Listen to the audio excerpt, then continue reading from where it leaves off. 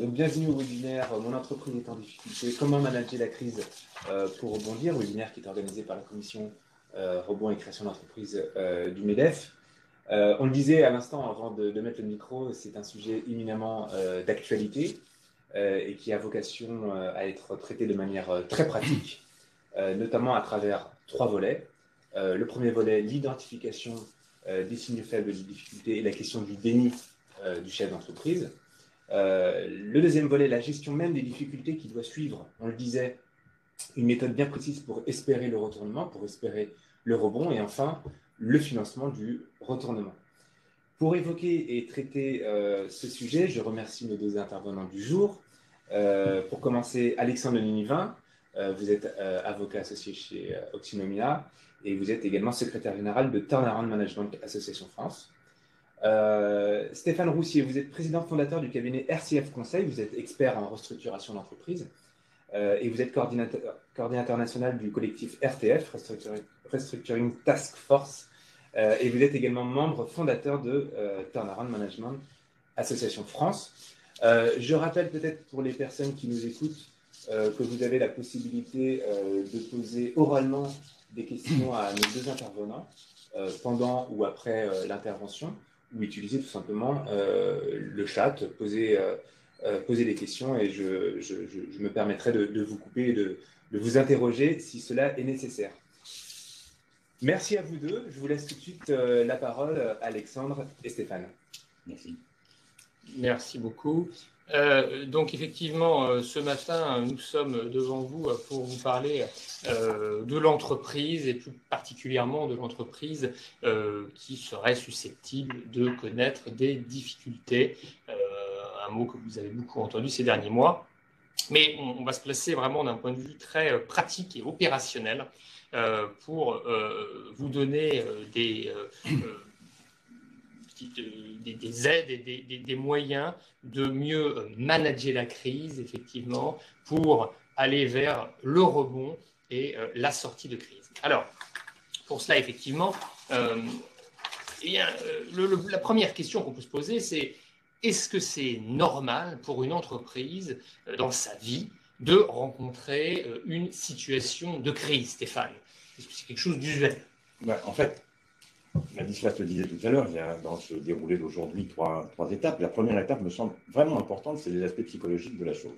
Parce qu'on ne traitera pas les aspects techniques bien, on ne traitera pas bien les aspects techniques tant qu'on n'aura pas traité correctement les aspects psychologiques. Et à cet égard, il y a effectivement, Emmanuel, pas mal de choses à dire, parce que de même que la naissance génère la maladie, on peut difficilement imaginer qu'une personne vivra toute sa vie sans attraper un rhume.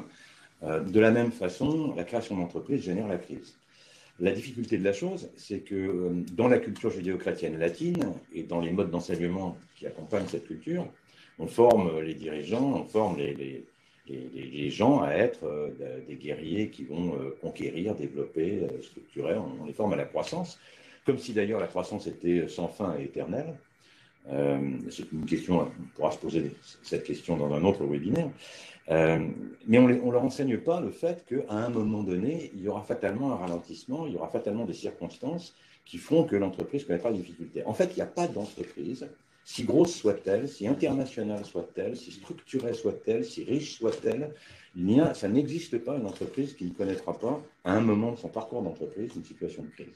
On peut prendre des exemples, hein. Il y a eu Sony, il y a eu un des très beaux exemples, ça a été, enfin, si on peut parler de beauté, ça a été Apple. Si les actionnaires d'Apple n'avaient pas rappelé son fondateur, Steve Jobs, Apple ne serait pas aujourd'hui ce qu'elle est. Ça ne fait aucun doute. Peugeot, il y a 10 ans, a été soutenu par l'État, parce que, même pas 10 ans d'ailleurs, parce que Peugeot était au bord de la rupture.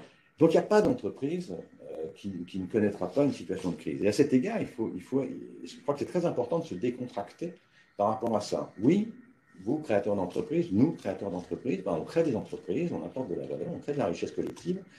Il faut savoir qu'à un moment donné, et sans nécessairement que ce soit le fait d'une erreur, d'une faute, il y aura des situations difficiles. Parce que les marchés avancent plus vite que les entreprises individuellement. parce que l'intelligence collective est évidemment plus puissante que l'intelligence individuelle. Et là, l'architecture de management du système judéo-chrétien, où il y a un patron, enfin c'est très pyramidal, fait qu'effectivement, il y a une intelligence qui est relativement isolée en tête de l'entreprise. Et cette intelligence, même si elle est remarquable, elle évoluera moins vite que l'intelligence collective. La mondialisation des flux, les modifications des comportements en matière de consommation, avec le développement du numérique dans tous les channels, tout ça, ça fait des perturbations de marché, des modifications. Évidemment, les conditions écologiques, la RSE, l'ensemble de ces dispositifs qui interviennent aujourd'hui font que le paradigme de l'entreprise va évoluer, très rapidement d'ailleurs, beaucoup plus rapidement que ce que nos grands-pères et nos pères ont connu.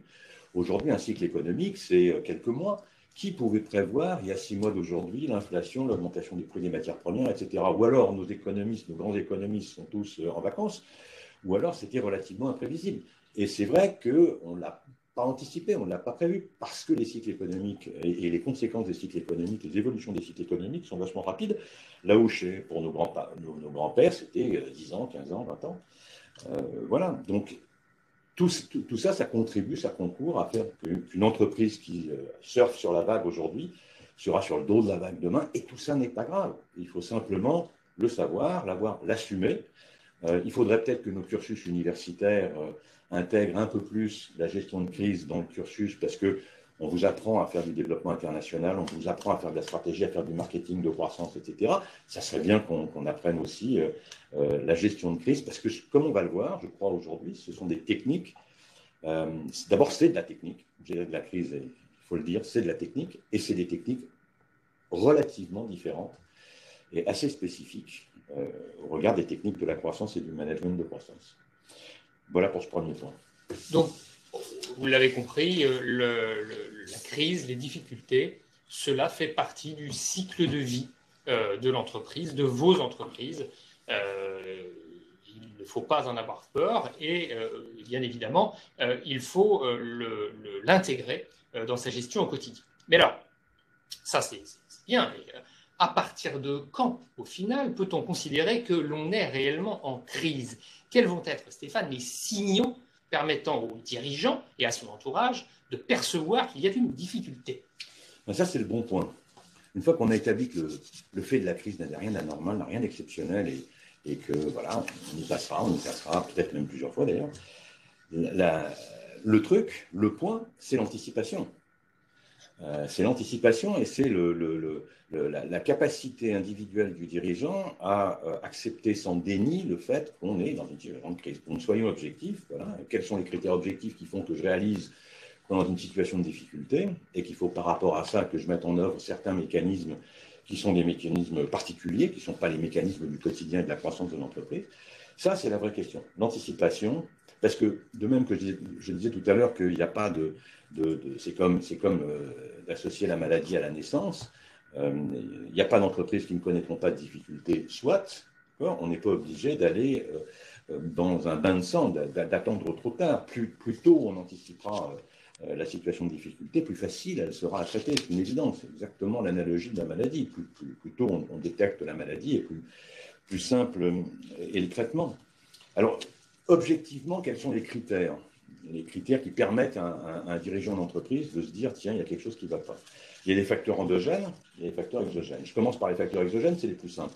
Les facteurs exogènes, par exemple, c'est la réduction significative d'un marché. Et on va se mettre dans un contexte qui n'est pas celui d'une crise systémique du type Covid. On est dans le quotidien, là. Enfin, évidemment, le sujet Covid intensifie, accélère l'ensemble de la vie de l'entreprise et de ce qui se passe autour d'elle. Mais on va se mettre dans le contexte d'une vie normale, donc qui peut le plus, peut le moins. Évidemment, dans le cadre du Covid, c'est encore plus vrai.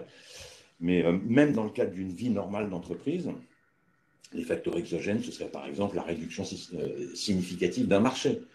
Tout d'un coup, ce marché, il y a une limitation de marché qui fait que le produit que je vendais, le marché sur lequel j'étais installé, se réduit. Il va falloir muter, changer, différent. Ça, c'est un facteur essentiel. Et ce facteur, je peux parfaitement l'anticiper parce que ça ne se passe pas overnight, ça ne se passe pas du jour au lendemain.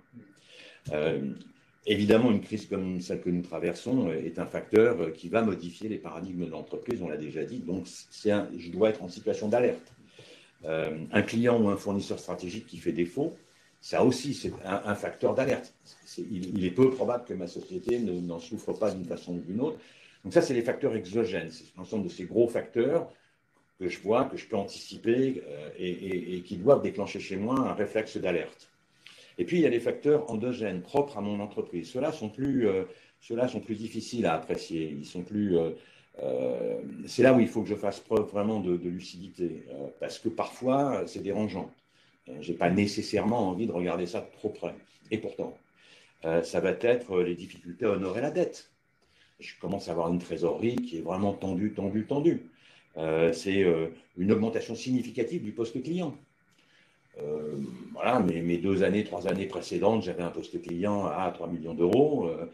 Tout d'un coup, je suis à 5. Oui, ça veut dire quelque chose. À moi de comprendre ce que ça veut dire et de faire ce qu'il faut. L'augmentation significative des non-conformités. Je suis un industriel, je fabrique des choses, et puis tout d'un coup, je dois me rendre compte que mes non-conformités augmentent et que j'ai des retours clients de plus en plus. Ça aussi, ça veut dire quelque chose. Des inscriptions de privilèges prises par les organismes de la fonction publique. C'est pas neutre. Bien sûr que c'est incident. Un écart substantiel au regard du budget. On a établi, enfin, j'imagine qu'on établit tous un budget annuel, parfois pluriannuel, et puis qu'on le suit, parce que sinon ça ne sert à rien de le faire. Et quand je vois, alors un budget, c'est plus 10 moins 10, hein, évidemment, c'est un peu boule de cristal, particulièrement en ce moment. Mais plus 10, moins 10, c'est parfaitement acceptable. Je suis à plus 10% de mon budget, à moins 10% de mon budget, je suis dans la zone de réalité des choses. Mais quand je suis à moins 30% de mon budget, je ne peux pas dire que je suis dans la zone de réalité des choses. Je suis hors champ. Et là, ça doit générer une chaîne de réaction. Un changement de dirigeant, un changement de cadre quand il y a un turnover important dans l'entreprise. Tout d'un coup, sur 1 an, sur 2 ans, j'ai un turnover significatif. Ça veut dire qu'il n'y a plus de sédimentarisation de la culture d'entreprise et que, évidemment, ça doit m'alerter. Bref, chacun de ces points en soi n'est pas un signal d'alerte d'une situation de crise. Chacun de ces points, ça c'est la vie de tous les jours. Okay, j'ai un problème peu importe, de non-conformité, je dois le régler. Ça ne suppose pas de déclencher un plan hors sec. D'accord ? Mais par contre, la survenance simultanée de plusieurs de ces points, ça veut dire que tu es en situation de crise bonhomme. Et ça veut dire que là, il n'y a plus le droit au non-dit. Il n'y a plus le droit à se dire, ça c'est un problème, on va régler ça. Non, ça veut dire qu'il y a une situation d'anormalité dans l'entreprise et que cette situation d'anormalité, elle doit se traduire par une prise de conscience, par un rétex, c'est-à-dire s'asseoir avec les cadres de la boîte, réfléchir à pourquoi, en tirer des conclusions et avancer. Là, on est dans le vrai, on est dans une situation de difficulté. Et le point essentiel, je crois, c'est que ces signaux faibles qu'on vient d'évoquer là, ou d'autres, les partenaires de l'entreprise les percevront très fréquemment avant même le dirigeant. Je veux dire par là, le banquier qui a des outils d'analyse sur la gestion des flux qu'il voit au quotidien, lui permettent de détecter les choses normales ou anormales. Le commissaire au compte, l'expert comptable, certains gros donneurs d'ordre qui se renseignent sur la situation de l'entreprise de façon courante, eh ben, eux, ils sont complètement objectifs par rapport à l'analyse. Eux, généralement, détectent ces points avant même que la prise de conscience réelle en entreprise. Et c'est là où c'est un peu tordu, parce que si on ne fait pas l'effort soi-même de l'analyse objectivée et de la prise de décision, il faut avoir conscience que nos partenaires, ceux que je viens d'évoquer, en ont eux conscience, tout à fait conscience. Donc, oui, il est très clair qu'il y a effectivement un ensemble de signaux, comme Stéphane, tu viens de le lister. Il y en a d'autres, bien évidemment. Ce sont quelques exemples. Et cela veut dire que dans des périodes où, effectivement, on peut sentir une certaine tension, il va falloir, pour le dirigeant, et son équipe rapprochée aussi, sauf si le dirigeant est vraiment seul, ce qui peut arriver, eh bien, être particulièrement attentif et vigilant, sachant qu'on a effectivement, on y reviendra peut-être, un autre sujet, c'est souvent dans les entreprises très pyramidales ou familiales, le déni du dirigeant qui est généralement très fort. Le dirigeant, c'est quelqu'un qui est très positif, parfois trop positif, et qui met les problèmes de côté parce qu'il faut avancer, j'ai toujours réussi, je réussirai encore. Oui, mais jusqu'à quel point? Qu'est-ce qui, Stéphane, va caractériser in fine quand même cette situation de difficulté? Les points clés au-delà de ces signaux, quand ces signaux, bah, on a un petit peu dépassé ce stade. Hein. En fait, la question, c'est qu'est-ce qui caractérise, voilà, qu'est-ce qui caractérise la situation de difficulté pour l'entreprise? Bah, c'est assez simple, je crois. Et ça se résume in fine assez simplement. Une entreprise en difficulté, c'est une entreprise qui a consommé ses marges de manœuvre. Voilà. Qui a consommé, qui a bouffé toutes ses marges de manœuvre. Elle a bouffé ses marges de manœuvre avec ses clients qui en ont peut-être assez d'être mal livrés. Elle a bouffé ses marges de manœuvre avec les fournisseurs qui en ont probablement marre d'être mal payés. Elle a bouffé ses marges de manœuvre avec le banquier parce que les concours bancaires sont tirés durablement au maximum, parfois au-delà du maximum. Elle a consommé ses marges de manœuvre avec l'administration parce qu'elle a des retards de TVA, des retards d'URSSAF, éventuellement même de l'URSSAF salariale, etc., etc. Elle a bouffé ses marges de manœuvre avec les tierces parties. L'entreprise, c'est pas un silo comme ça qui est tout seul dans le temps et dans l'univers et dans l'espace, c'est un maillon d'une chaîne économique. Et quand les tierces parties qui sont en amont, en aval de la chaîne économique, ne veulent plus jouer le jeu, l'entreprise, elle aura du mal à continuer toute seule. Et donc, c'est ça. Finalement, la gestion de crise, ce dont on va parler, et la finalité de la gestion de crise dont on va parler, c'est quoi la finalité? C'est de rétablir un postulat de confiance, d'accord, et de rétablir, ce faisant, les marges de manœuvre autour de la société avec les tierces parties, de façon à revenir à un mode de fonctionnement normal. Voilà. Et ça aussi, ça contribue, ça fait partie de ce que tu évoquais à l'instant, Emmanuel, à savoir le déni et la prise de conscience des dirigeants. Voilà, à un moment donné, il faut bien se rendre compte qu'on a consommé les marges de manœuvre, voilà, et que ça ne peut pas durer. D'ailleurs, l'une des marges de manœuvre que la loi souligne, hein, c'est les 45 jours de la situation de cessation des paiements. Ça, c'est clair. La marge de manœuvre, elle est de 45 jours. Elle est pas de plus que ça.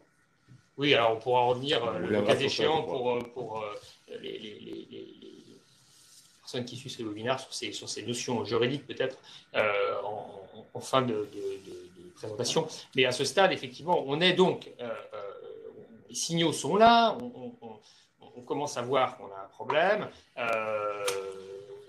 Mais y a-t-il un préalable au traitement de la crise, puisqu'on a identifié qu'il y avait une crise. Maintenant, il faut la traiter. On a dit que c'était l'objectif. Est-ce qu'il y a un petit préalable, des choses qui doivent aussi être mises en avant dans cette présentation? Oui, bien sûr, je disais en début, en fin d'introduction, que la gestion de crise, c'était une certaine technique, c'était certaines techniques et certaines modalités. Voilà, c'est toujours un peu la même histoire. C'est assez indifférent d'ailleurs du secteur d'activité. À l'exception peut-être du retail qui est un peu particulier parce que le retail, il n'y a pas de clients stratégiques. Hein. Tous les clients sont stratégiques, tous ceux qui rentrent dans le point de vente. Mais dans le B2B, c'est un peu toujours la même musique, c'est un peu toujours le même process, c'est un peu toujours la même méthode. Voilà. C'est une méthode, c'est particulier. Et la sortie de crise, ça ne tient. Alors là, il faut être formel et puis il faut être. Pas mon genre d'être catégorique, mais là, je le serai. Parce qu'il faut vraiment que les dirigeants. Il n'y a rien qui. Ça ne tient pas au miracle. Ça ne tient pas à la chance, ça ne tient pas au hasard. Voilà. Et l'idée que le contrat, que peut-être demain, etc., ça, c'est, on est dans le déni encore. Hein. Ouais, non, mais attendez, il y a un truc, là, demain, ça, après-demain.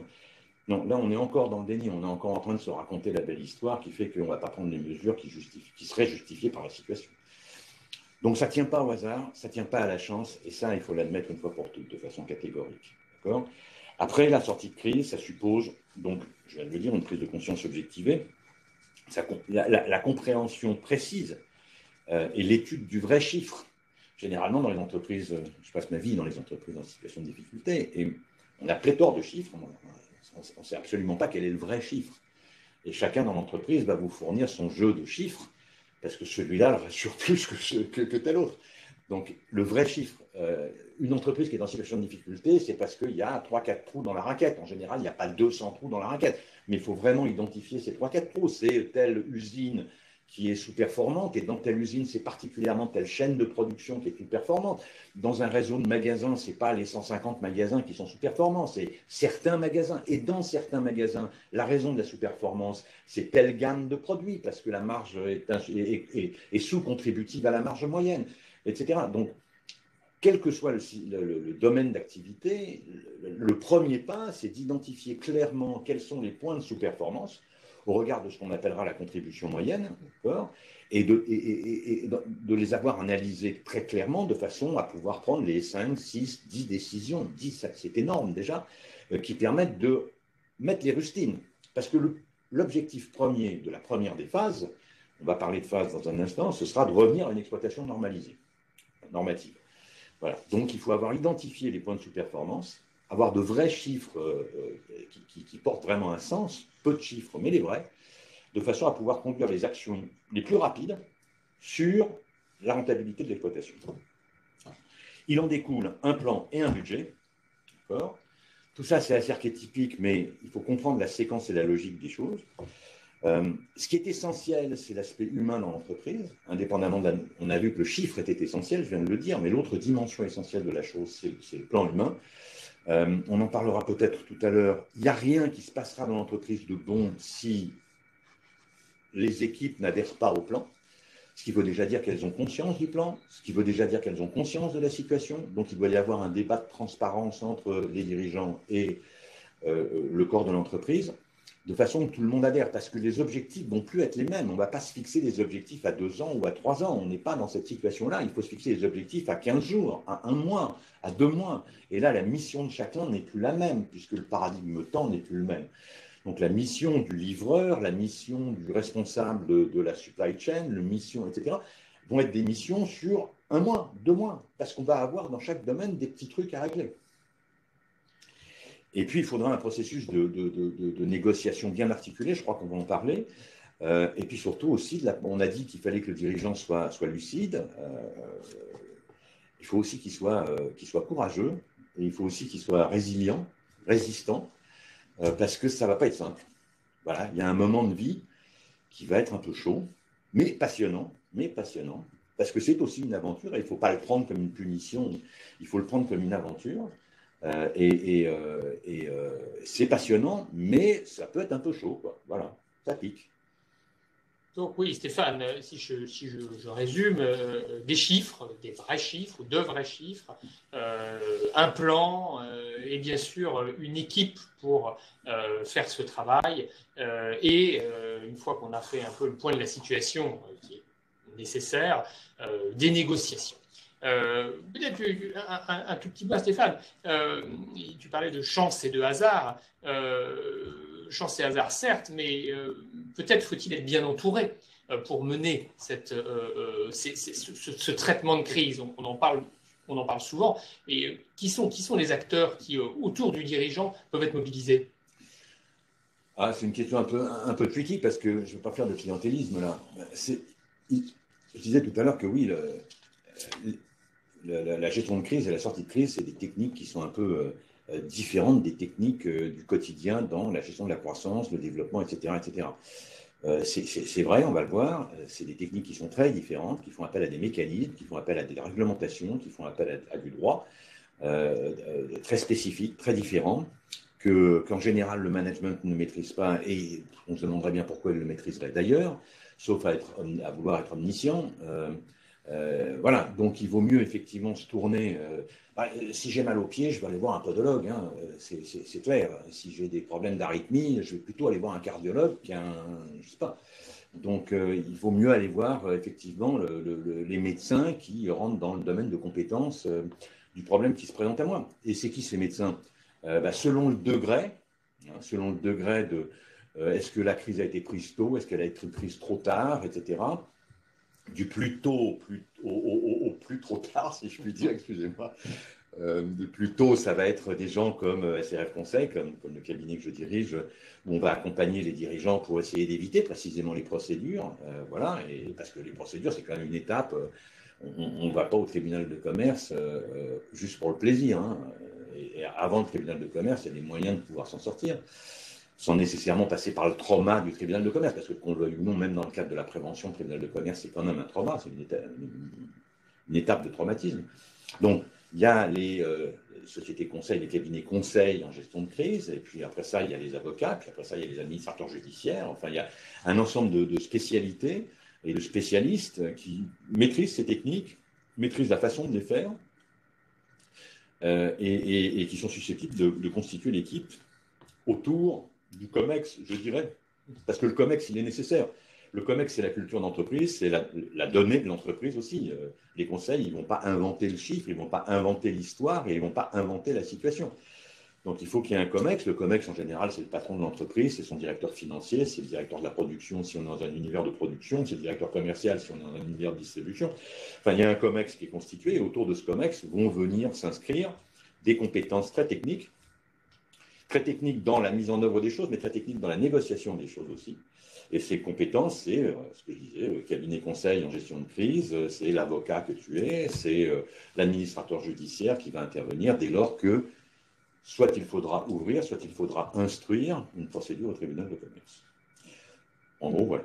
Donc si je résume, le dirigeant, l'équipe de direction ne doit pas affronter ces difficultés seul.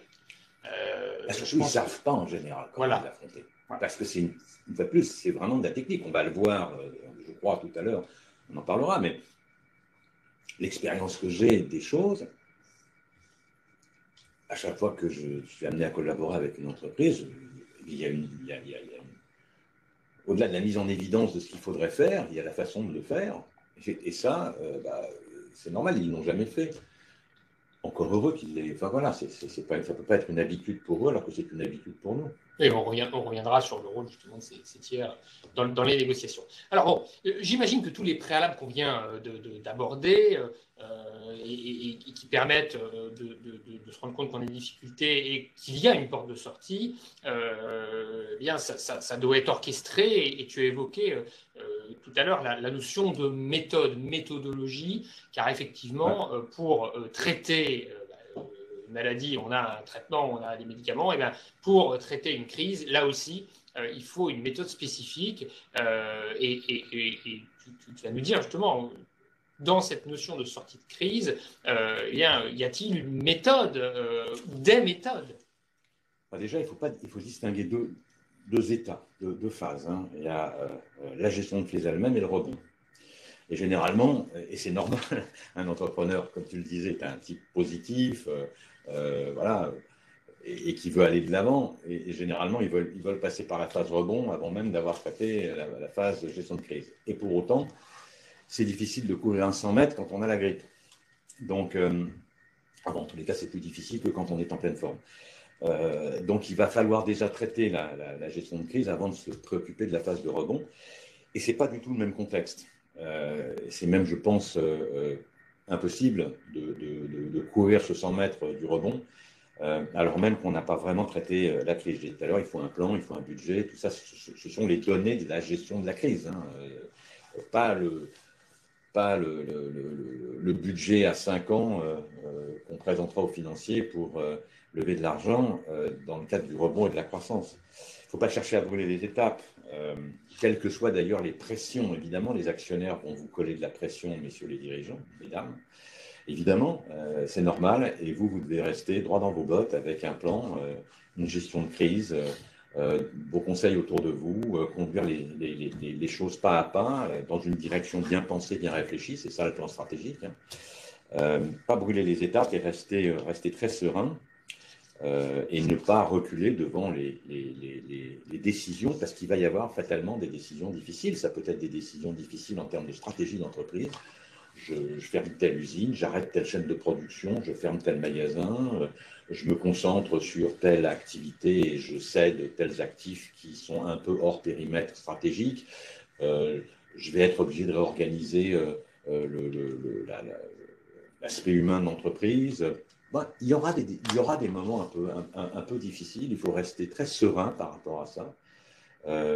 Voilà, être bien entouré, ça c'est clé, être bien entouré, je crois, et rester droit dans ses bottes, résister aux pressions. Les banquiers, on va être dans une situation où les regards sur l'entreprise et les intérêts dans l'entreprise vont être divergents. Les intérêts ne sont plus alignés. Les intérêts entre les financiers, entre les actionnaires, les banquiers, le commissaire aux comptes, dont je vous rappelle qu'il a une responsabilité pénale, le commissaire aux comptes. Voilà, les tierces parties de l'entreprise qui entourent habituellement le dirigeant, on va parler de ses actionnaires, on va parler de ses banquiers, on va parler de son commissaire aux comptes, on va parler de ses salariés qui, évidemment, ont une certaine appréhension. Toutes ces tierces parties-là vont avoir des visions divergentes, d'accord, chacun essayant de tirer la couverture à lui, c'est normal, c'est humain. Et le patron de l'entreprise, avec son COMEX, il est au milieu. Le COMEX qui lui-même a un regard prismé, un certain prisme dans sa façon de regarder les choses. Donc le dirigeant, qui est un peu isolé finalement, il est entouré par des tierces parties qui ont des intérêts particuliers. Et lui, son intérêt, c'est l'intérêt social. C'est rester en cohérence avec l'intérêt social, parce que lui, il a une responsabilité au regard du droit, il a une responsabilité de mandataire social, indépendamment du fait qu'il a aussi une responsabilité morale. D'accord ? Et donc, ça va être de résister à toutes ces pressions, généralement amicales, hein. Ce n'est pas nécessairement la guerre, des pressions amicales, mais parce que chacun va essayer de l'influencer pour défendre un intérêt particulier. Voilà. Le fait d'être bien entouré, c'est ça qui va lui permettre de résister à ça, de rester droit dans ses bottes et de suivre le chemin du plan stratégique. Comme je le disais tout à l'heure, ça peut piquer un peu, quoi. Donc si je comprends bien, on va se concentrer là sur bien évidemment la gestion de la crise. Le rebond, c'est autre chose. Et le but étant, tu l'as dit, de revenir à une exploitation autofinancée.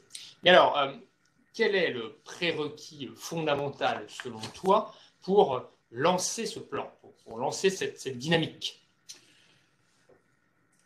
Le rétablissement des marges de manœuvre qu'on a évoquées tout à l'heure avec les tierces parties de l'entreprise, ça suppose un point fondamental, vraiment, qui est le début du commencement, c'est la crédibilité. Parce qu'une entreprise qui a perdu ses marges de manœuvre, c'est aussi une entreprise qui a perdu ses crédibilités. C'est normal, il n'y a pas de jugement de valeur apporté à ça. Un entrepreneur qui fait son job, c'est quelqu'un qui vend l'avenir, voilà, et qui aura pendant 10 ans raconté à son banquier, son commissaire aux comptes, ses collaborateurs, à la terre entière, que l'horizon, que les arbres montent au ciel et que l'horizon, c'est chaque jour qui passe, l'horizon recule d'un jour. Et que la croissance est infinie. Et c'est normal, il n'y a pas de jugement à apporter à cela. S'il ne le fait pas, il ne fait pas son job. Donc c'est normal. Du coup aussi, c'est un peu compliqué le lendemain, d'abord d'avoir un autre discours, celui de la gestion de crise, de la nécessité de renégocier les conditions, etc. etc. C'est compliqué. C'est compliqué pour la personne, c'est compliqué pour l'environnement de la personne, socialement c'est compliqué, intellectuellement c'est compliqué, pour toutes ces raisons c'est compliqué. Donc le prérequis c'est la crédibilité. Il va falloir recréer de la crédibilité. Et qu'est-ce que c'est que la crédibilité? Ça commence, on l'a déjà dit, par l'analyse objectivée des raisons de la crise économique, ça se traduit par analyse objectivée égale chiffres objectivés, c'est ce qu'on a évoqué tout à l'heure, d'accord, des chiffres exacts et signifiants. Une analyse stratégique des options et des priorités, parce que j'ai des chiffres, je l'ai évoqué tout à l'heure, je sais maintenant que c'est telle chaîne de production qui ne va pas, que c'est telle gamme de magasins qui ne va pas, parce qu'on a un ratio loyer sur chiffre d'affaires qui est structurellement trop important et que je sais que je ne vais pas pouvoir renégocier avec les bailleurs, voilà, parce que, etc. Donc, c'est peut-être parce que j'ai un loyer d'usine qui est trop important, c'est peut-être parce que j'ai des coûts de production qui sont devenus trop importants sur un site parce que les matières premières ont augmenté, ou peu importe, je sais exactement où sont les trous. Donc, je vais pouvoir mettre un plan stratégique en place. Ce plan stratégique, qui vise à apporter des réponses. Quelles sont les actions que je vais conduire pour régler les trous que j'ai identifiés, et avec des chiffres qui prouvent la chose. Donc, je vais avoir derrière un plan stratégique, je vais avoir un budget cohérent. D'accord ? Je vais être capable de dire, voilà, mon budget tient en compte le fait que. Donc, dans un premier temps, ça va coûter de l'argent, parce que fermer une usine, ça coûte toujours de l'argent. Fermer des magasins, ça coûte de l'argent. Mais dans un deuxième temps, ça va améliorer l'exploitation et donc améliorer le résultat. Parce que mon budget, évidemment, ce n'est pas un budget sur 6 mois, ça va être un budget sur 2 ou 3 ans pour que je puisse démontrer le fait que dans un temps relativement court, quand même, j'emmagasine les résultats des actions stratégiques que j'ai prises. C'est le plan de trésorerie qui va derrière le budget. Ce plan de trésorerie mettant en évidence des impasses. Parce que quand je vais fermer mes magasins, je suis déjà en difficulté, ça veut dire que je n'ai pas une trésorerie excédentaire, mais quand je vais fermer mes magasins, mon usine ou je ne sais quoi, ça va me coûter de l'argent, donc ça va faire que peser. Et donc, j'ai des impasses. Mais ces impasses, si je les ai clairement identifiées au regard d'actions stratégiques qui conduisent à améliorer l'exploitation, je suis dans la disposition d'être crédible et de pouvoir réunir autour de moi les tierces parties qui vont m'accompagner dans ce processus-là. J'insiste que dans cette phase-là, les prérequis de la crédibilité, l'un des points de la crédibilité, c'est aussi l'adhésion des équipes. J'en ai déjà parlé, mais je veux remettre un focus là-dessus parce que le chef d'entreprise qui a monté son truc dans son coin, mais il est tout seul, il court devant, et puis quand il se retourne, il n'y a personne derrière parce que personne n'a rien compris à ce qu'il fallait faire, ça, c'est catastrophique. Un jour, le banquier va parler à la comptable, au directeur financier, et puis alors là, il va se rendre compte que c'est le désert de Gobi derrière, et tout le truc s'effondre. Donc, il est absolument nécessaire de partager tout ça, d'emmener tout le monde dans cette dynamique. Et puis, le dernier point de la crédibilité, c'est un calendrier de mise en œuvre. Je le disais à l'instant, on va prendre des mesures tout de suite qui vont avoir des effets lourds pour améliorer dans un moyen temps. Il faut donc qu'il y ait un calendrier et que ce calendrier intègre l'espace-temps dans lequel on sera capable de constater les améliorations qui résulteront des décisions stratégiques. Voilà. J'espère que ce n'est pas trop long et que ce n'est pas trop compliqué. Je pense que de toute façon, on est bien conscient que tout ça est lié à la gravité de la crise et que si une crise est grave, il y a différentes étapes et qu'il faut bien en passer par là. Il y a un point important, c'est que ce listing que tu viens faire de ce qu'il faut réaliser, bien évidemment, ça prend du temps. J'en sais quelque chose parce que j'accompagne aussi au quotidien des entreprises, entrepreneurs en difficulté. Et généralement, le dirigeant me dit, mais moi, mon souci, c'est que je n'ai pas de cash, je n'ai pas de trésorerie. Je fais comment? On arrive dans l'entreprise, j'ai même pas quoi mettre, vous payez vos honoraires. Et là, je pense on a des moyens de le rassurer. Absolument. Absolument. L'avant-propos de tout ce que je viens de dire, donc oubliez tout ce que je viens de dire, parce qu'il y a effectivement un avant-propos. Préambule. Le préambule, c'est qu'il faut, dès lors que je sais que je suis en situation de crise, voilà, j'ai passé cette étape de, voilà, j'aimerais bien pas regarder de trop près, mais je sais qu'il faut que je regarde quand même. Voilà, le préambule, c'est qu'il faut sauver le cash. Donc là, il faut s'asseoir sur le tiroir caisse. Et pour ça, il y a des méthodes, il y a des moyens, il y a des actions radicales à conduire tout de suite. La première, et il n'y a rien d'illégal ou d'anormal ou de monstrueux dans ce que je vais énoncer maintenant. C'est comme ça que ça se passe. Ne pas le faire, c'est faire des bêtises, ne pas le faire. Donc déjà, je vais suspendre les règlements de l'URSSAF pour la part salariale. Il est essentiel que, pour la part patronale, pardon, il est essentiel que je valide la part salariale, mais c'est la part patronale que je ne vais plus verser. Voilà, je vais suspendre les remboursements de TVA.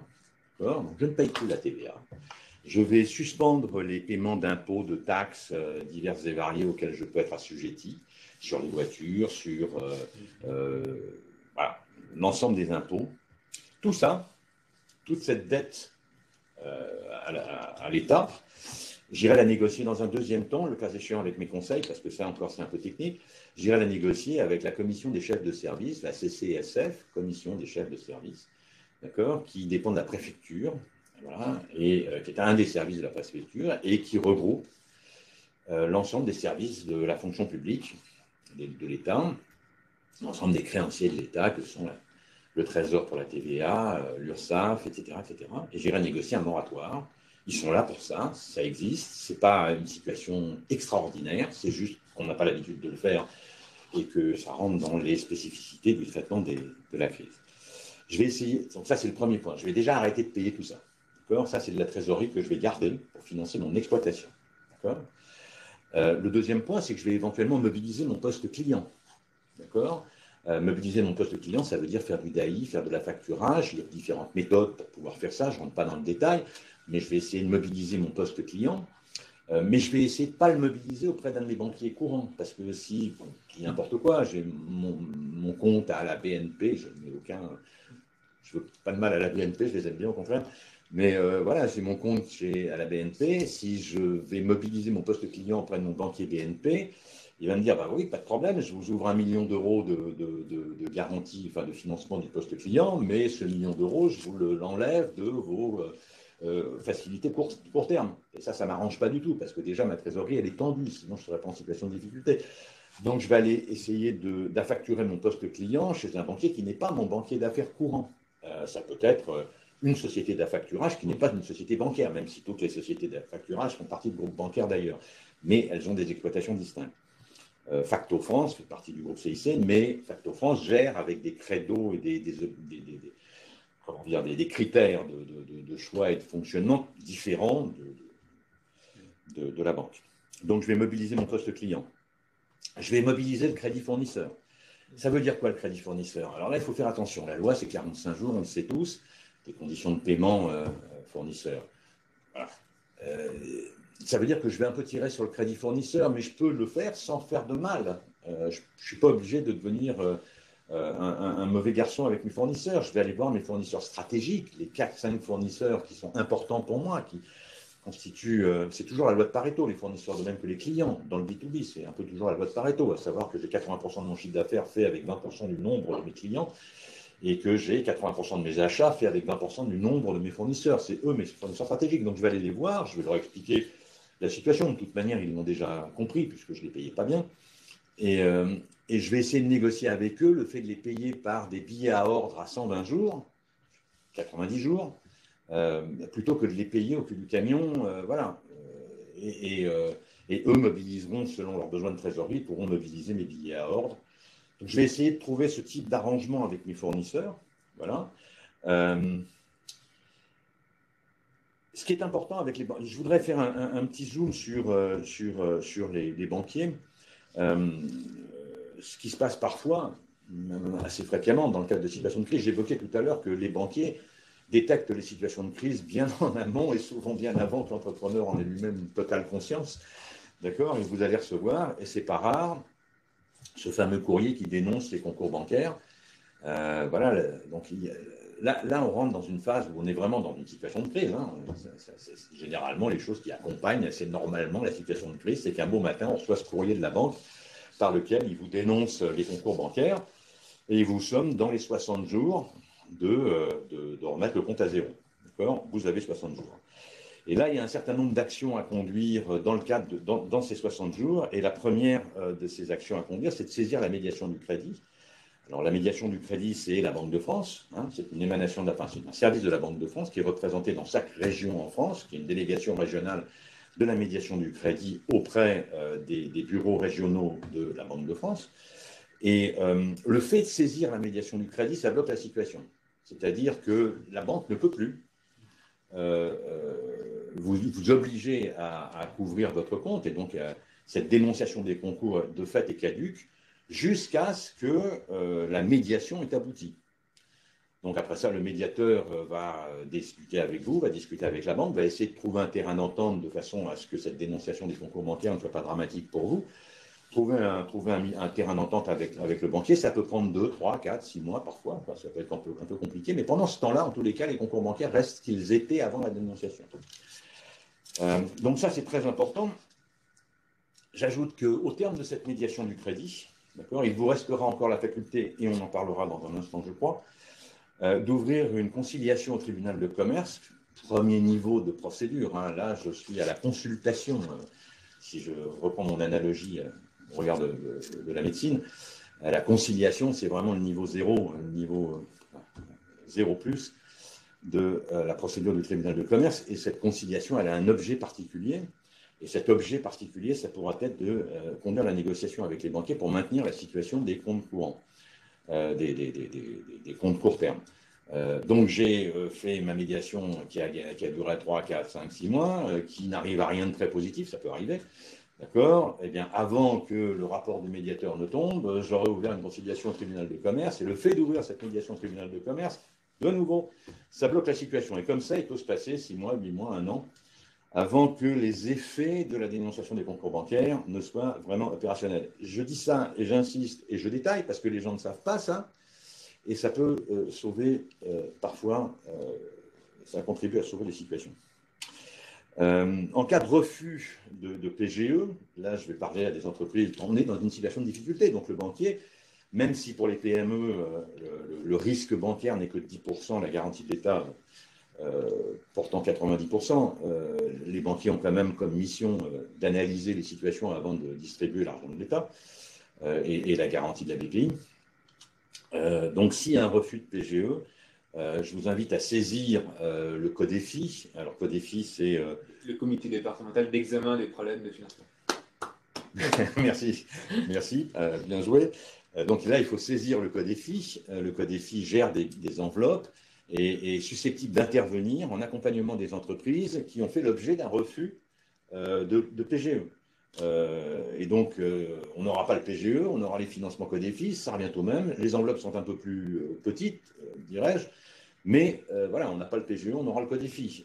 On peut se battre pour obtenir ça. Les procédures vont assez vite. Je dois dire que moi, je suis épaté ces derniers mois par la vitesse d'instruction des dossiers auprès du CODEFI, auprès de la CCSF, la Commission des chefs de service dont je parlais tout à l'heure.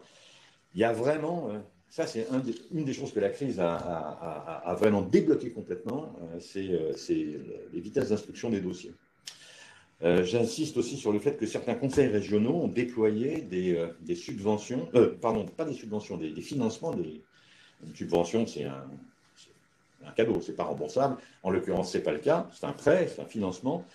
Mais pour financer les honoraires des avocats, des administrateurs judiciaires ou des conseils, à l'image du cabinet que je dirige, précisément dans le cadre de procédures ou dans le cadre de plans de redressement.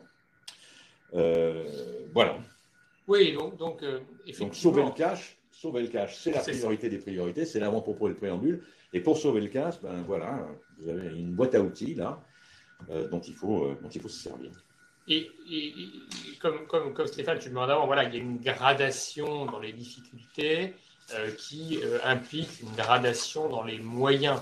Je pense que le recours à l'affacturage et au crédit fournisseur ou la rationalisation du stock sont des choses que le dirigeant tout de même peut faire, moi je le constate assez naturellement. Et on va arriver dans des entreprises qui sont en difficulté où ce sujet a pu être, si on est déjà dans des difficultés un peu lourdes, traité. Donc, effectivement, ce que tu as relevé en tout début d'intervention, et je pense que ça c'est vraiment le plus dur mais le plus important, c'est de dire j'arrête de payer en gros le fiscal, ce qu'on appelle le fiscal social.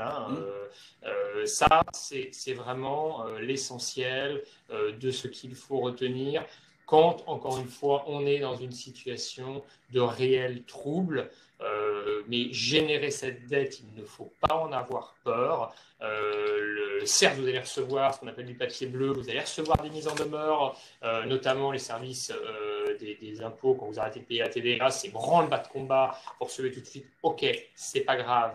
L'URSSAF peut mettre plus de temps à réagir. Alors il faut savoir qu'il y a eu quand même, je tiens à le souligner, pendant toute l'année dernière et encore actuellement, une relative souplesse des services de l'État qui ont eu pour instruction de ne pas être trop dur avec les entreprises qui recourraient à ce type de méthode, entre guillemets, pour tenter de se sauver. Ce qui fait que, alors que en 2019, vous faisiez ça et très vite vous étiez assigné, et là je parle de droit, devant le tribunal de commerce en disant attendez, qu'est-ce qui se passe, ou du moins on prévenait le tribunal de commerce et vous étiez convoqué par le président du tribunal de commerce, comme il en a le droit pour venir faire un petit point d'étape. Ce n'est plus vraiment le cas aujourd'hui. Alors, c'est en train de reprendre, sachez-le. Donc, les URSSAF, les services des impôts ont reçu de nouvelles instructions assez récemment pour peut-être renforcer un petit peu les contrôles, mais on constate quand même par rapport à temps avant Covid, une souplesse encore existante, donc il faut l'utiliser, d'autant qu'on pense qu'elle va se maintenir à tout le moins jusqu'aux élections présidentielles, on peut le dire, pour éviter les graves crises. Donc effectivement, l'URSSAF, la TVA, les impôts, il y a aussi tout le sujet de continuer à payer ses banques. Alors c'est peut-être plus difficile parfois de stopper les paiements bancaires parce qu'ils ont la main et que bien évidemment ils font des prélèvements directs quand il y a des prêts. On peut utiliser, comme Stéphane a dit, peut-être un autre établissement bancaire, c'est aussi ce qu'on conseille souvent. On ouvre un autre compte dans des banques qui sont effectivement peut-être plus des banques de réseau et des banques un peu spécifiques. Il y en a, on peut vous donner les noms, qui ont, on va dire, une habitude. Voilà, non, mais voilà, des personnes qui regardent ont besoin. Il y a des banques spécialisées qui aident les entreprises en difficulté, qui sont capables d'ouvrir en 24 heures un compte bancaire pour y transférer le cash et permettre, bien que on arrête de payer ces banques, c'est aussi un moyen, quand on a des grosses échéances bancaires qui arrivent, quelquefois on a des échéances peut-être annuelles ou trimestrielles, eh bien on bascule totalement en quelques jours tous les flux sur un nouvel établissement bancaire. Ça peut permettre aussi de sauver une situation. Là, on parle vraiment d'une situation un peu obérée. Mais il fallait aussi le relever à titre personnel, c'est ce que je constate souvent. Donc, encore une fois, ne pas avoir peur de la réaction des tiers. Le but, c'est sauver l'entreprise et tous les emplois. C'est ça. Et ça, c'est vraiment quelque chose qui est important et reconnu en France. Quand on fait ce genre de démarche, on sait qu'on le fait pour l'entreprise, on le fait pour l'emploi. Et ça, il y a vraiment un respect de cela et on ne va pas être jugé par rapport à ça. Le dernier point, et je serai très bref, puisque ce n'est pas forcément l'objet de ce webinaire, c'est effectivement, et là je prêche pour ma chapelle, bien sûr que tous ces sujets de négociation peuvent être abordés dans le cadre d'une mesure dite de prévention. La prévention, c'est quoi? C'est le fait d'aller effectivement se mettre sous la protection du tribunal de commerce, votre tribunal de commerce, celui de votre siège, celui qui vous veut du bien, contrairement à ce qu'on a pu entendre. Il y a deux méthodes assez connues, l'ouverture d'un mandat ad hoc ou, comme l'a rappelé Stéphane, d'une conciliation, procédure confidentielle qui permettent, grâce à l'aide d'un conciliateur ou mandataire ad hoc, qui est souvent un professionnel du droit des entreprises en difficulté, d'aller faire ces négociations en appui du dirigeant et de ses conseils. On pourrait y revenir plus tard, mais effectivement, c'est un moyen qui permet d'accentuer la pression, notamment sur les acteurs bancaires, qui les connaissent très bien, et souvent même les banques d'ailleurs vont vous dire attention, alerte, ouvrez une conciliation, ouvrez un mandat ad hoc pour négocier. Je ne le ferai pas autrement, je ne vous parlerai d'ailleurs plus. C'est assez impressionnant. Et c'est aussi dans le cadre effectivement de la commission côté chef, côté filles, un appui qui peut être utilisé. Mais alors bon, on a parlé effectivement, on a sauvé son cash, on a la trésorerie qui monte, et maintenant il faut parler, il faut aller dans le dur, et il faut parler du plan, parce que ce que j'ai bien compris, Stéphane, c'est qu'au bout du bout, pour sortir de toute cette ornière, il faut un plan de restructuration. Alors, peux-tu nous en dire un peu plus? Déjà, la première des choses, ça va être, c'est ce que tu évoquais à l'instant, ça va être d'établir que la société prend en cessation de paiement depuis plus de 45 jours. Je pense que ça, c'est un préambule qui est nécessaire, parce que si tel était le cas, si la société devait être en situation de cessation des paiements depuis plus de 45 jours, la responsabilité du mandataire social ou des mandataires sociaux pourrait être engagée par le tribunal de commerce, et ça, il n'en est pas question. Être chef d'entreprise en France, ça ne doit plus vouloir dire se mettre en péril.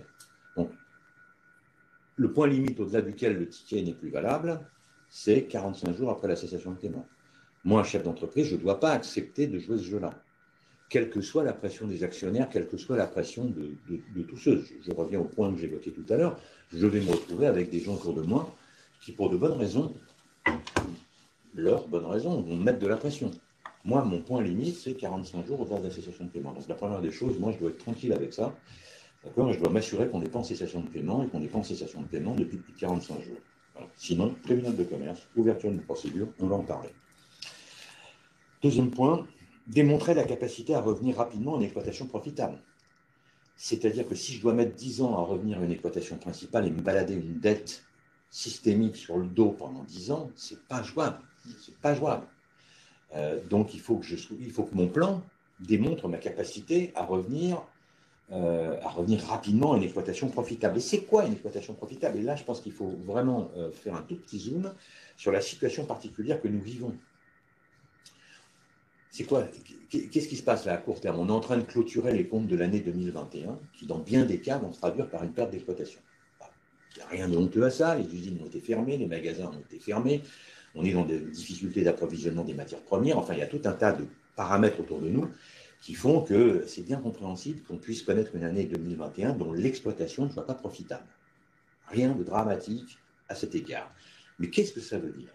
Ça veut dire que d'un côté, on va consommer une partie des fonds propres de l'entreprise, d'accord? C'est-à-dire que ma perte d'exploitation 2021, elle va s'imputer comptablement sur les fonds propres que j'avais en fin 2020, d'accord?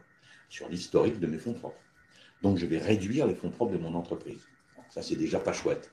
Et d'un autre côté, j'ai en plus augmenté la dette, parce que le cas échéant, j'ai bénéficié d'un PGE, parce que le cas échéant, j'ai différé le paiement des charges sociales qui, comme le soulignait Alexandre, ne m'ont pas été réclamées par ailleurs. Idem pour la TVA d'ailleurs. Donc j'ai du PGE, c'est de la dette. J'ai augmenté mes découvertes, c'est de la dette. J'ai pas payé l'URSSAF ou la TVA, c'est de la dette, etc., etc. J'ai augmenté ma charge de dette sur l'entreprise. Donc d'un côté, je réduis mes fonds propres, d'un autre côté, j'augmente ma dette. Je vais avoir un ratio dette sur fonds propres qui va être relativement déplorable. Or, précisément, c'est ce ratio dette sur fonds propres qui est l'unité de mesure de la crédibilité financière de mon entreprise auprès d'un certain nombre de mes partenaires, à commencer par les banquiers, mais aussi tous les autres types de financeurs, Crédit Beau, etc., etc. Et donc, je vais être dans une situation relativement dégradée. Ça veut dire quoi? Ça veut dire que quand je disais tout à l'heure qu'il faut démontrer la capacité à venir rapidement à une exploitation profitable, ça veut dire qu'il faut aussi que cette exploitation profitable soit capable de servir la dette que j'ai accumulée. Ou alors, il va falloir que je renégocie mes dettes de façon à les étaler dans le temps pour être capable de les servir, c'est-à-dire de les payer, d'accord, au fur et à mesure de l'accord que j'aurai négocié avec mes créanciers. Ça ne va pas être simple parce que déjà que ce n'était pas évident d'être profitable avant la crise, maintenant que j'ai chargé ma dette et que j'ai réduit mes fonds propres, arriver à servir la dette, ça va être un peu coton. Mais c'est ce qu'il faut que je démontre, sinon je ne suis pas viable. Sinon mon histoire, elle ne tient pas debout. Je vais spécifier les décisions stratégiques, on en a déjà parlé, mais je vais expliquer pourquoi je ferme cette usine, pourquoi je fais ci, pourquoi je fais ça, et point par point, cas par cas, je vais expliquer quelle est l'incidence sur le retour à une exploitation régulée, dans la présentation qui accompagnera tout ça. Et je vais évaluer les besoins de financement le plus précisément possible. Je vais évaluer les besoins de financement qui me sont nécessaires pour accompagner la mise en œuvre de mon plan. Voilà ce qu'il faut que je fasse. Ça, c'est la phase d'élaboration du plan. C'est la phase d'élaboration du plan. Ça veut simplement dire qu'il aura fallu que je conduise un audit de sous-performance. D'accord? On l'a évoqué, donc je vais très vite là-dessus. Il faut mon fameux budget qui tient compte de cet audit de sous-performance, le compte de trésorerie qui va avec, l'ensemble de la documentation que j'ai déjà évoquée précédemment, j'y reviens pas.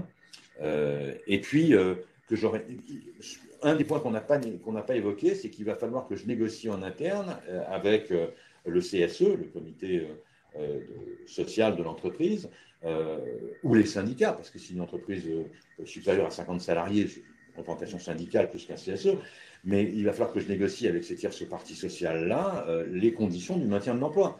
Parce que ça peut aussi supposer un effort. De ce point de vue-là, les salariés et la représentation syndicale des salariés, c'est aussi une des tierces parties avec lesquelles je dois négocier. Il n'y a pas que les banquiers, les fournisseurs et les clients. Il y a aussi l'interne de l'entreprise. Voilà. Donc, effectivement, et tu l'as parfaitement rappelé, un audit, ça je pense que c'est clé, nous on le voit aussi. Encore une fois, ce n'est pas fait par n'importe qui et ce n'est pas fait dans n'importe quelle condition. Je pense qu'il est important là-dessus d'être transparent. Une entreprise, elle a son expert comptable, elle a son CAC, si elle est des critères, mais elle a globalement son expert comptable. Il y a, Stéphane, des experts comptables qui sont capables de faire cet audit. Il y a des experts comptables qui ne sont pas capables, qui ne sont pas formés et qui ne peuvent pas le faire ou qui le feront mal. Et je pense qu'il faut avoir un discours de vérité entre l'entrepreneur, le dirigeant, le DAF et l'expert comptable. Voilà, si c'est un petit expert comptable isolé ou s'il dépend d'un réseau. S'il dépend d'un réseau, généralement, il y a des départements spécifiques qui sont capables de traiter ces questions. Mais il faut vraiment...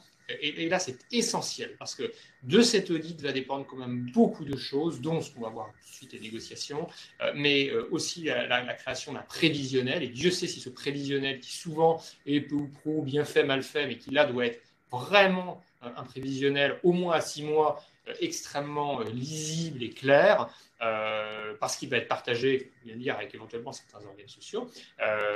Voilà, il est essentiel d'avoir, et c'est un atout, je pense, pour l'entreprise qui souhaite se restructurer, un vrai accompagnement sur la partie chiffres, parce que sans cela, on peut aller rapidement dans le mur. Effectivement, Stéphane, on y vient.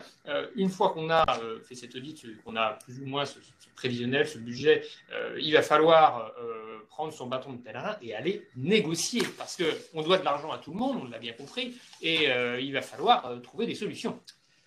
Absolument. L'heure tourne, il va falloir qu'on accélère un peu, mais là, jusqu'à présent, on a travaillé en chambre, hein, dans l'entreprise, on a monté un budget, on a monté un plan stratégique. Enfin, on a fait un audit, on a fait un plan stratégique, on a fait un budget, on a fait le fonds de trésorerie qui va avec, on a préparé la présentation avec la documentation des options stratégiques que l'on prend, etc. Tout ça, c'est parfait, c'est bien. Maintenant, qu'est-ce qu'on va faire? Eh bien, à chaque fois, l'histoire est la même. On va les négocier avec en gros une quinzaine de tierces parties. On va sortir de l'entreprise et on va aller convaincre 15, une quinzaine, c'est généralement une quinzaine, et ça c'est assez indifférent de la taille de l'entreprise, qu'elle soit petite ou qu'elle soit grande, on va retomber sur les mêmes. On va les négocier avec une quinzaine de tierces parties pour les convaincre que le plan qu'on a, c'est le bon plan, que la vérité qu'on affirme, c'est la vraie vérité, et qu'on a les moyens de s'en sortir. Ça veut déjà dire qu'on va reconnaître la situation, hein. Mais de toute manière, il vaut mieux la reconnaître parce qu'elle est incontournable. Mais simplement, il va falloir convaincre ces 15 tierces parties du fait que, ouais, c'est comme ça que ça va se passer. Et c'est ce faisant qu'on va recréer ces fameuses marges de manœuvre dont je parlais au départ. Là, on va fabriquer de la marge de manœuvre. Parce qu'on a fabriqué de la crédibilité. Alors, on va fabriquer de la marge de manœuvre. Et c'est qui ces 15 tierces parties? Je l'ai évoqué rapidement, mais on va les remettre dans l'ordre. J'insiste sur l'ordre dans lequel on va aller négocier ça, parce que cet ordre est déterminant. Et le fait de le faire dans le désordre, ça conduit à l'échec. On va commencer par les clients principaux. Je rappelle la fameuse loi de Pareto, sauf le retail que j'avais mis entre parenthèses. La fameuse loi de Pareto, 80% du chiffre d'affaires réalisé avec 20% du nombre des clients, c'est les clients stratégiques. Ceux-là, je vais aller les voir, je m'assois en face d'eux, et je vais leur expliquer la situation. Et je vais leur demander du prévisionnel, et je vais leur demander de me payer, non plus à 120 jours comme ils avaient l'habitude de le faire, mais de me donner des effets de commerce que je vais aller mobiliser pour mobiliser mon compte client, ce que j'ai déjà évoqué. J'ai besoin que vous me donniez des effets de commerce, d'accord, tout de suite, là, maintenant. Et j'ai besoin que vous me donniez du prévisionnel de façon à pouvoir affiner mes approvisionnements et vivre avec un stock le plus optimisé possible pendant une certaine durée. Ça, c'est mes clients principaux. Je vais faire exactement la même chose avec mes fournisseurs principaux. Loi de Pareto, 80%, 20%, c'est ce que j'ai déjà évoqué. Je vais aller voir mes fournisseurs principaux et là, je vais leur demander deux choses. La première, c'est que je vais, moi, les payer avec des billets à ordre. Et là, je vais essayer de négocier 90 jours, 120 jours à la place de 45. D'accord, ou parfois au cul du camion, et là je vais gagner 45 jours de trésorerie ou 90 jours de trésorerie si possible, d'accord, contre des billets à ordre. Donc, charge à eux de mobiliser leur compte client, enfin, je suis un client pour eux. Et la deuxième chose que je vais essayer de négocier avec eux, c'est une sorte d'approvisionnement au fil de l'eau, et non plus par l'eau, d'accord, de façon à optimiser mon BFR, réduire ma charge d'exploitation. Voilà. Les organes sociaux internes, c'est-à-dire le fameux CSE ou la représentation syndicale que j'évoquais juste avant, avec laquelle je vais essayer de négocier quelque chose d'autre qu'un PSE. Avant d'en arriver à l'utilisation du canon et du nucléaire, on va essayer de trouver un accord d'entreprise simple, quelle que soit la branche dans laquelle, puisque l'accord d'entreprise, comme vous le savez, s'impose à la branche. D'accord? Donc, on va essayer de trouver un moratoire entre nous, un truc intelligent sur le coût des heures supplémentaires, sur je ne sais pas quoi, ça dépend un peu de la situation sociale de chaque entreprise. Mais on va essayer de trouver un accord de façon à réduire la charge sociale pendant une durée de 3 mois, de 6 mois. Voilà. C'est le plan, c'est un des éléments du plan. Je vais aller voir les autres financeurs, les significatifs, mon bailleur, si j'ai beaucoup d'immobilisation parce que j'ai beaucoup de crédits beaux, des choses comme ça, un gros parc automobile par exemple, je ne sais pas quoi, je vais aller voir mes gros financeurs autres que bancaires, d'accord. Je rappelle que l'ordre, la séquence est vraiment importante. Je vais aller voir la CCSF, la fameuse commission des chefs de service, parce que comme je n'ai pas payé la TVA, je n'ai pas payé l'URSSAF, que je n'ai pas payé les taxes, etc., j'ai donc une dette sociale et fiscale, je vais aller la négocier dans un moratoire et je vais faire très attention. Et là, il ne faut surtout pas se cacher. Hein. Le jour où je décide d'arrêter de payer, je prends rendez-vous à la CCSF, j'y vais, je leur explique très gentiment, très calmement ma situation et l'objet de ma décision. Ils la comprennent, ils sont là pour m'aider, ils ne sont pas là pour me punir. En revanche, si je décide de ne pas payer, que je me cache, et que je ne prends pas contact et que je n'affronte pas la situation, ça peut moins bien se passer, à ne pas faire. Et puis, in fine, et en dernier ressort, je vais avoir mes banquiers, avec les cartouches que j'ai évoquées tout à l'heure dans la poche, à savoir la saisie de la Banque de France et éventuellement la conciliation qui va derrière pour le maintien des concours bancaires. Voilà, c'est dans cet ordre-là que je vais aller voir, parce que quand j'arriverai chez mon banquier, si j'ai des testimonies de mes clients stratégiques qui me gardent leur confiance, de leurs fournisseurs stratégiques qui ont accepté ces conditions et qui me gardent leur confiance, si j'ai trouvé un moratoire avec le CSE ou avec les syndicats, si je suis capable d'apporter des preuves tangibles de ce que j'évoque et de ce qui figure dans mon plan, alors le banquier, il ne peut pas faire autrement que de jouer le jeu. S'il ne jouait pas le jeu au regard d'une situation de tribunal de commerce, il serait coupable. Donc, il ne pourra pas faire autrement que de jouer le jeu avec moi. Non, je crois que c'est assez clair. Hein. Ces étapes, c'est ce qui permet, in fine, c'est le plan. Hein. En soi, cette négociation, parce que quand on parle de plan, on ne parle pas d'un document papier qui, voilà. Ce plan, c'est un plan d'étapes. Et dans ce plan d'étapes, voilà, les dernières étapes sont la négociation. Une fois que la négociation, elle a réussi, normalement, eh bien, on déroule.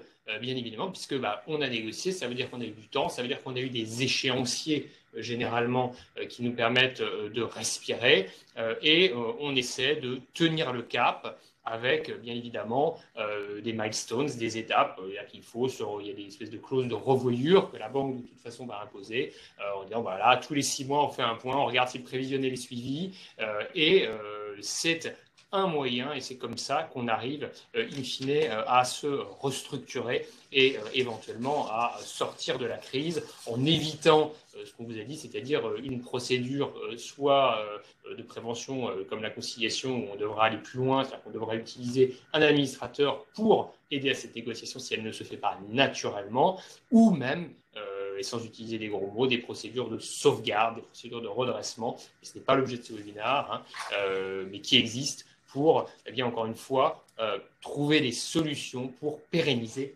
l'activité. Alors, Stéphane, est-ce qu'il y a des commentaires additionnels sur ce plan ou est-ce qu'on passe peut-être à la partie financement voilà. Allez, on passe à la partie financement. Je pense qu'effectivement. Voilà. Il faut qu'en peu de temps, voilà. Plus tellement de temps. Mais bon, je pense il y a quelques redites de toute façon, puisqu'on a déjà évoqué, vous l'avez entendu, certains sujets. Mais le financement de la sortie de crise, c'est quand même quelque chose de très important. Yes. Et il existe donc différents moyens en fonction des besoins de chaque entreprise. Et c'est là où c'est bien parce que chaque entreprise est différente. Et on va essayer de les brosser rapidement, en effet. Alors, pour ça, il faut distinguer il faut distinguer 3 phases parce que c'est des outils qui sont différents en fonction de la phase. On va distinguer la préparation du plan, on a évoqué jusqu'à présent, l'exécution du plan, c'est-à-dire toute la phase où on va les négocier avec les tierces parties et où on va reconstituer les marges de manœuvre, et puis la phase de rebond. J'ai évoqué tout à l'heure en début de présentation qu'il n'était pas concevable de penser au rebond et de mettre en œuvre les dispositions du rebond alors même qu'on n'avait pas traité la sortie de crise. Donc, la phase de préparation du plan, la phase de l'exécution du plan, la phase du rebond. Je suis obligé d'aller vite et je vous prie de m'en excuser. La phase de financement du rebond, c'est très simple. Je n'ai pas de crédibilité. J'ai bouffé mes marges de manœuvre. Mes banquiers sont sur le point de dénoncer mes concours bancaires, voire l'ont fait. J'ai réagi par rapport à ça. La situation, elle n'est pas facile et je n'ai pas de marge de manœuvre. Donc, la solution, c'est du sauvetage. C'est ce qu'on a évoqué tout à l'heure quand on parlait du préambule. C'est des solutions bancaires, en fait. Je n'ai pas d'autres outils que les outils dont je dispose déjà, plus la reconstitution d'un peu de trésorerie, parce que je n'aurais pas payé l'URSSAF, la TVA, etc., etc. Si l'ensemble de ces dispositions qu'on a déjà évoquées tout à l'heure ne suffisaient pas à financer l'entreprise pendant la phase de constitution du plan, eh ben, rendez-vous à l'évidence, vous êtes en cessation de paiement. Ça y est, voilà, vous y êtes. D'accord? Et là, on n'attend pas 45 jours, parce qu'on mettrait sa responsabilité en jeu, on court au tribunal de commerce et on ouvre une procédure qui se traduira probablement par un redressement judiciaire. Je ne rentre pas dans le détail des conséquences qu'a l'ouverture d'une procédure de redressement judiciaire, mais je vous dis que la bonne solution serait, dans ces circonstances-là, d'aller au tribunal de commerce et d'ouvrir une procédure de redressement judiciaire en se faisant accompagner par l'administrateur judiciaire qui va bien. Et l'administrateur judiciaire qui va bien, c'est celui en qui vous avez confiance. Voilà. Donc ça, c'est pour la phase préparation du plan. La phase exécution du plan, Elle se caractérise par quoi? J'ai un plan, voilà, je suis en train d'exécuter, c'est que j'en ai un. Donc j'ai mon plan stratégique, donc j'ai mon budget et donc j'ai mon plan de trésorerie qui va bien. Et tout ça a été documenté dans quelque chose d'intelligible. Voilà, je suis en train de reconstituer des marges de manœuvre avec mes tierces parties et j'ai un moratoire avec la CCSF. J'ai des moratoires, notamment avec la CCSF, sur la dette, TVA, etc., TVA, URSSAF, etc. Donc, j'ai rétabli un facteur de crédibilité qui me permet de me tourner vers certaines tierces parties pour pouvoir négocier des moyens de financement de l'entreprise et du BFR, parce que là, mon problème, ça va peut-être plus être un problème de trésorerie, il faut que je revienne à un BFR normatif. Donc, je vais pouvoir me tourner vers mes financeurs non bancaires, voire bancaires, et renégocier des leasebacks, par exemple, faire du leaseback sur des immobilisés, sur des IMO en cours. D'accord, j'ai financé une usine, j'ai financé des machines-outils, j'ai financé je ne sais pas quoi, un parc automobile, tout ce que vous voudrez, que j'ai financé en propre. Je vais le refinancer sur un leaseback que j'aurai négocié et qui va me permettre de recréer de la trésorerie en étalant sur 10 ans une charge qui était une charge directe tout de suite. Je vais pouvoir trouver des moyens de financement, ce qu'on appelle des financements adossés, c'est-à-dire soit une fiducie sûreté, soit un financement sur stock. Tout d'un coup, je redeviens intéressant pour ceux qui font de la fiducie sûreté, pour ceux qui font du financement sur stock, c'est-à-dire que je vais apporter en garantie soit un actif dans le cadre d'une fiducie, je ne vais pas faire un cours sur la fiducie, mais c'est intéressant, la fiducie est un moyen qui se développe bien d'ailleurs de pouvoir refinancer des entreprises en immobilisant certains actifs dans un véhicule ad hoc qui échapperait au tribunal de commerce s'il devait y avoir une procédure de liquidation. Bref, c'est intéressant, la fiducie. Trouver des financeurs qui financent sur stock, bah, c'est aussi, ça existe et ça se pratique beaucoup et ce sont des moyens de financement nouveaux. Je vais pouvoir éventuellement améliorer mon bilan dans la clôture des comptes en incorporant des comptes courants, mais ça n'améliore pas la trésorerie, mais ça améliore la crédibilité de l'entreprise au regard des financeurs. Et puis, je redeviens éligible au regard, et ça c'est très important, au regard des fonds rebonds. Aussi bien les fonds qui ont été mis en œuvre par le gouvernement au travers des dispositions qui ont été mises en œuvre par le gouvernement au travers de ce qu'on a appelé les PPSE, c'est-à-dire les prêts participatifs garantis par l'État, qui sont déployés par les banques d'un côté, et les OR, les obligations relance, qui sont déployées par les fonds d'investissement et des fonds d'investissement spécialisés. Donc ça, c'est des dispositifs qui sont garantis par l'État et qui sont là pour accompagner des entreprises qui répondent aux critères dans lesquels je me trouve aujourd'hui, c'est-à-dire un besoin de rebond, mais déjà susceptible d'apporter la preuve du rebond engagé. Voilà. Indépendamment de quoi on voit fleurir en ce moment, et c'est très bien, et il faut le féliciter et l'encourager, on voit fleurir aujourd'hui le développement de fonds privés qui sont des fonds rebonds, ce qui n'existait pas du tout en France. Mais je veux en citer certains, Bretz Rebond pour la Bretagne, Normandie Rebond qui a été cofinancé par la région Normandie, qu'il faut saluer parce que c'est un des très beaux dispositifs qui existent en France pour la région Normandie. Normandie Rebond qui a été cofinancé par la Caisse d'épargne, le Crédit Agricole et par la région Normandie. Bretz Rebond, je l'ai évoqué. Enfin, dans les régions, on voit fleurir des fonds rebonds qui s'occupent des PME régionales et dont les critères d'intervention sont précisément les entreprises telles qu'on vient de l'évoquer, qui ont souffert de la crise Covid, qui ont mis en place un plan stratégique, et qui ont le budget qui va bien, etc., et qui sont en train de rebondir, qui ont créé les conditions du rebond.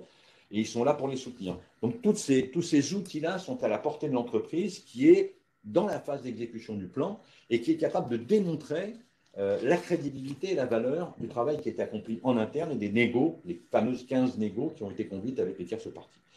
Voilà. Le handicap possible dans le cadre des fonds rebonds, c'est la notation Banque de France, qui évidemment, possiblement, aura été dégradée du fait des circonstances.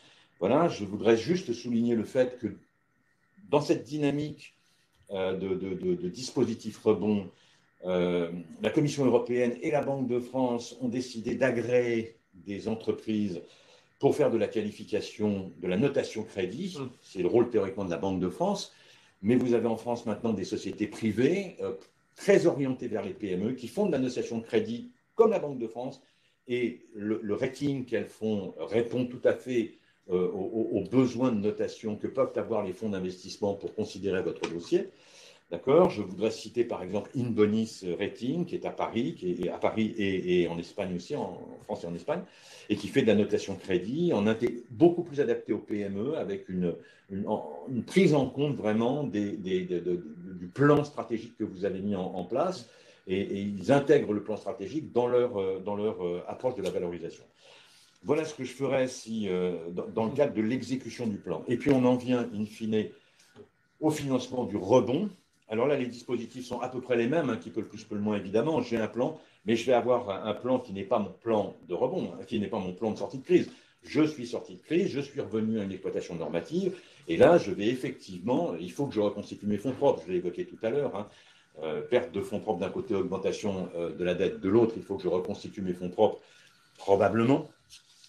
Et bien ça, je vais le faire en me tournant vers les fonds d'investissement, ceux qui sont les financeurs du rebond, mais ceux qui sont les financeurs de l'économie en général, d'accord, et avec un plan stratégique qui est très différent du plan rebond que j'ai mis en place. C'est un nouvel exercice, et c'est pour ça que j'évoquais tout à l'heure le fait que l'un suit l'autre, mais ce n'est pas en même temps que ça se passe. Je voudrais simplement souligner que dans le cadre du financement du rebond, l'emprunt obligataire, l'obligation convertible, qui a comme caractéristique technique d'être remboursable in fine. Il y a un coupon à payer chaque année, mais le remboursement du capital est in fine, est un dispositif particulièrement adapté au financement rebond, parce que d'abord, ce n'est pas un capital qui est affecté, ce n'est pas pour financer l'industrie ou pour financer ceci ou pour financer cela, c'est pour financer globalement le rebond. Donc, il peut y avoir du salaire là-dedans, il peut y avoir du marketing, il peut y avoir, etc., des investissements aussi, d'une part. Et d'autre part, c'est un remboursement in fine. C'est donc après avoir eu le bénéfice du rebond que je me mets à rembourser ma dette et non pas à attribuer le BFR de l'exploitation en reconstitution au paiement de la dette. Donc, c'est tout à fait intéressant. Voilà ce que je pourrais en dire à l'instant. Voilà. Oui, donc effectivement, on voit de nombreux moyens de se financer. C'est vrai, une fois que le plan de restructuration a été validé, parce que pendant la période dure, chaude, là, clairement, on a un peu un trou dans la raquette, il faut le dire, et c'est souvent plus difficile, et c'est par le biais de l'arrêt des paiements du fiscal social que souvent on arrive à se refinancer virtuellement. Merci beaucoup, Alexandre. Merci beaucoup, Stéphane. Peut-être en une minute chacun, pas plus, un mot pour les entrepreneurs et les chefs d'entreprise qui connaissent ou qui vont connaître des difficultés et qui vont devoir gérer la crise dans les prochaines semaines, prochains mois. Peut-être le message essentiel. Gérer la crise, c'est une aventure qui est aussi passionnante que l'aventure de la croissance. Restez pas isolés. Considérez que la situation dans laquelle vous êtes est une situation normale. Voilà. Il n'y a pas de honte, il n'y a pas de jugement, il n'y a pas de rien. Voilà. C'est juste, voilà, c'est comme gagner un contrat. Il faut remonter les manches, il faut rentrer dedans, il faut se battre. Voilà, c'est passionnant. Entourez-vous, surtout, restez pas isolés. On est plus intelligent à 2, à 3, à 5 que tout seul, c'est évident. Voilà, c'est tout. C'est tout. Et puis, on se remonte les manches et on y va, on tape dans le mur. Et en général, ça le fait. Ça marche. Voilà. Et puis, c'est un superbe enseignement aussi. Votre entreprise ne sortira pas et vous ne sortirez pas pareil avant et après. Alexandre. Oui, de même, moi, le retour de dirigeants qui, effectivement, ont des difficultés et qui s'en sortent, c'est qu'est-ce que j'ai appris comme chose? J'ai appris des choses sur moi-même, j'ai appris des choses sur les autres, des gens que je croyais être de mon côté qui ne l'étaient pas, et inversement. Donc c'est vraiment mais c'est un travail extrêmement dur. Il faut le savoir, il faut s'y préparer. Certes, on a une boîte à outils juridique et financière qui est fantastique en France. On le dit et beaucoup de pays nous l'envient. Donc ça, je le souligne. Et effectivement, le réflexe, quand on a ces difficultés, quand on les perçoit, ou quand votre entourage les perçoit, parce que vous pouvez peut-être avoir vu que certains de vos proches, de vos contacts ont ces difficultés, c'est bien évidemment de décrocher le téléphone, d'appeler sa CCI, son MEDEF, bien sûr, parce qu'on est MEDEF aujourd'hui, et clairement le MEDEF a des cellules de soutien, notamment à Paris, pour ses membres, et pas que, de façon à ne pas clairement rester seul et isolé. Il faut se faire accompagner, parce que sans cela, on passe sans doute à côté de quelque chose, et c'est l'entreprise et l'emploi qui en pâtissent. Merci à tous les deux. Merci. À très bientôt. Merci.